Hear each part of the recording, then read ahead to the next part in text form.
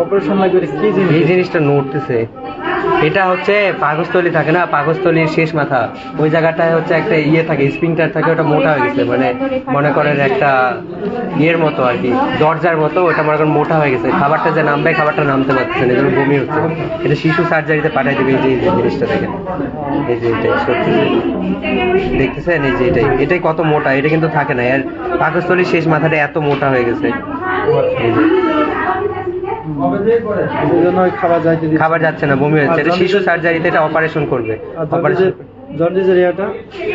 Jaundice তো না কমালে এখন কত আছে সেটা তো জানি না।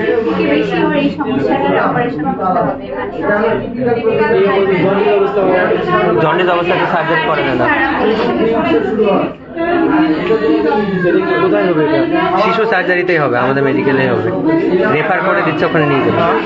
মানে ওখানে পাঠাই দেওয়া হবে বাচ্চাকে, বুঝছেন? এখানেই শিশু সার্জারিতে পাঠাই দেওয়া হবে, ওখানে অপারেশন হবে, এখানেই, এই মেডিকেলেই।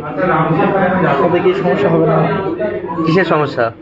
ওখানে সব ব্যবস্থা নেবে, বুঝছেন? আপনার চিন্তা করতে হবে না, ওখানে ডাক্তার আছে, সবই করবে।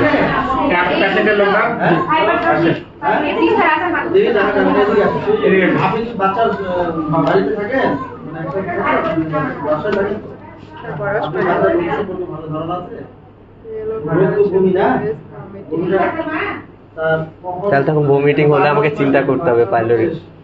চিন্তাই তো করি না একবারও, কনজেনিটাল হাইপারট্রফিক পাইলোরিক স্টেনোসিস।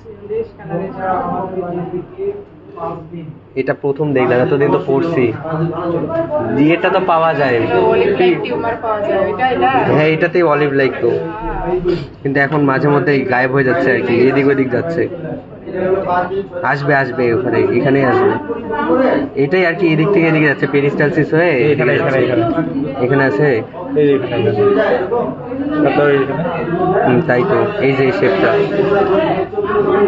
এটা সরতেছে আর কি, মুভেবল তো, এই ডানে বামে হচ্ছে, ঘুরে বেড়াচ্ছে, একবার এদিক যাচ্ছে, একবার এদিক যাচ্ছে।